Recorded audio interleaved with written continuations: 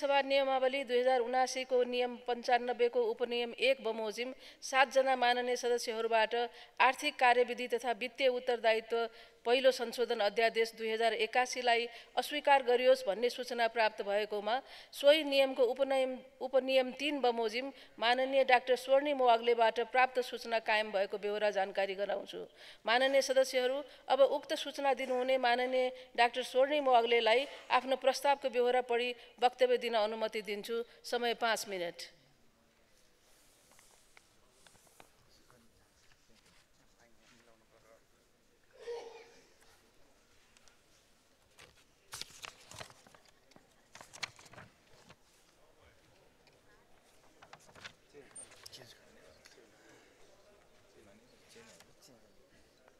Yes, sir.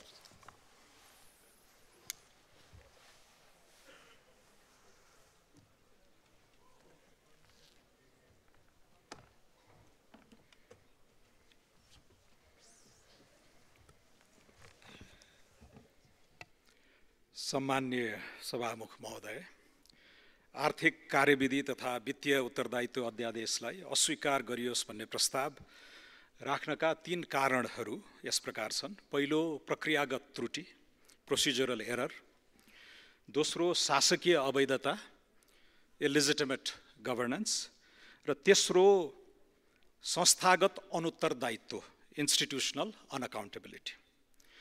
6 वटा अध्यादेशमध्ये एउटा संख्या पुगेन भनेर यहाँहरूले विथड्र गर्नुभयो।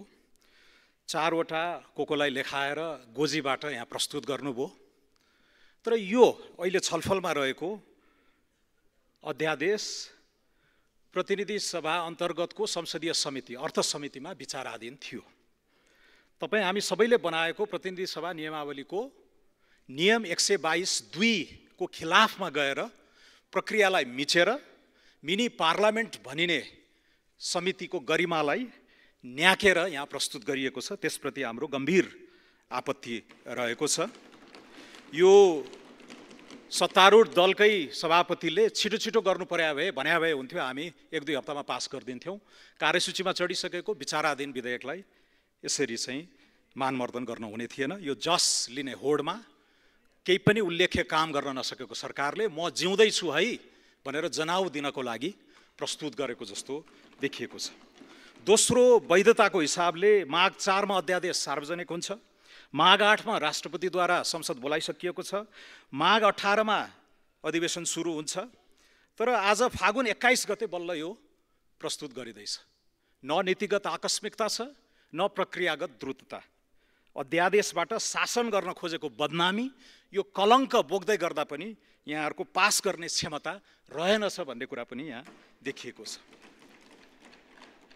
कहिलेकाहीँ राम्रै नतिजा ल्याउन खोजे पनि प्रक्रियामा छलछाम गरिँदाखेरि त्यसको प्रतिफल अवैध हुने गर्दछ, इलिजिटिमेट हुने गर्दछ। कहिलेकाहीँ कानुनी मानिने प्रक्रिया पनि अनैतिक भएको उदाहरण यहाँ राजनीतिमा लामो समय बिताउनु भएका सबैलाई थाहा छँदैछ। दक्षिण अफ्रिकाको अपार्थाइड रेजिम, रङ्गभेदी शासन कानुनी थियो, लिगल थियो, तर त्यो घोर अनैतिक थियो।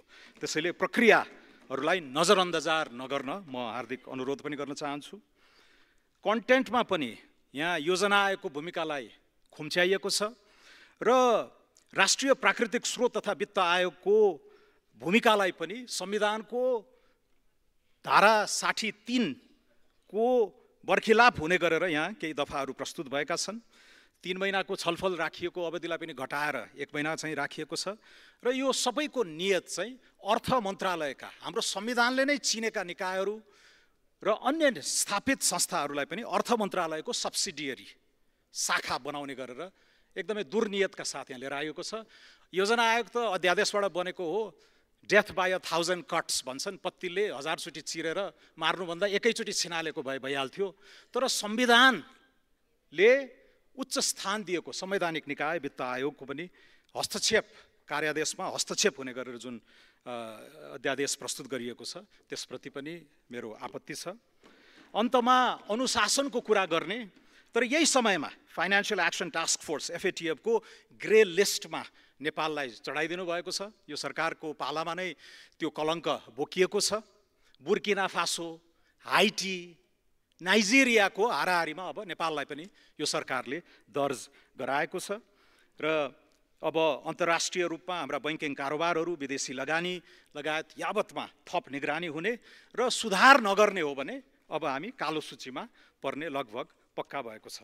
त्यसैले सम्पत्ति शुद्धिकरण एन्ड एन्टी मनी लन्ड्रिङ, यो countering the financing of terrorism CFT लगायतका ऐनहरू बनाउने तर कार्यान्वयन नगर्ने, वाइड बडीमा $55 मिलियन खाएको अमेरिकाको जस्टिस डिपार्टमेन्टले प्रमाणित दुनियाँले देख्ने गरेर वेबसाइटमा राखिदिएको छ, तर यहाँ कारबाही हुँदैन। सम्पत्ति शुद्धिकरण क्यासिनो मार्फत, रियल इस्टेट मार्फत, सुन, हुन्डी आदिबाट सम्पत्ति शुद्धिकरण गरिराख्नु भएको छ। यसैलाई हो उसले इङ्गित गरेको, कारबाही पनि गर। यो चाहिँ प्रक्रियागत कागजमा मात्र लेखेर भएन, थुन 2-4 जनालाई जाक भनेर भने हो फाइनेन्सियल एक्सन टास्क फोर्सले। त्यसमा तपाईँहरूको ध्यान जाओस्।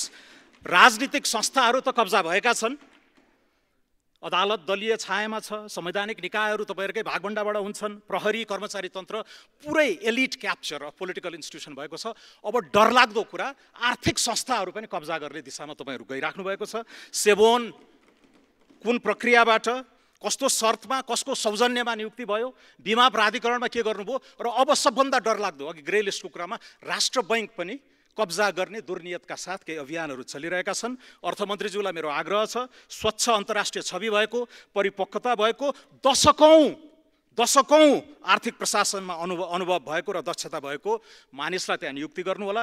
कुनै बिचौलियाको मतियार वा उसले प्लान्ट गरेको पात्रलाई राष्ट्र ब्याङ्कमा पुर्याउनु भयो भने हामी फाइनेन्सियल एक्सन टास्क फोर्सको ग्रे लिस्टबाट हामी ब्ल्याक लिस्टमा पुग्ने। माननीय सदस्य, समय सकियो। धन्यवाद।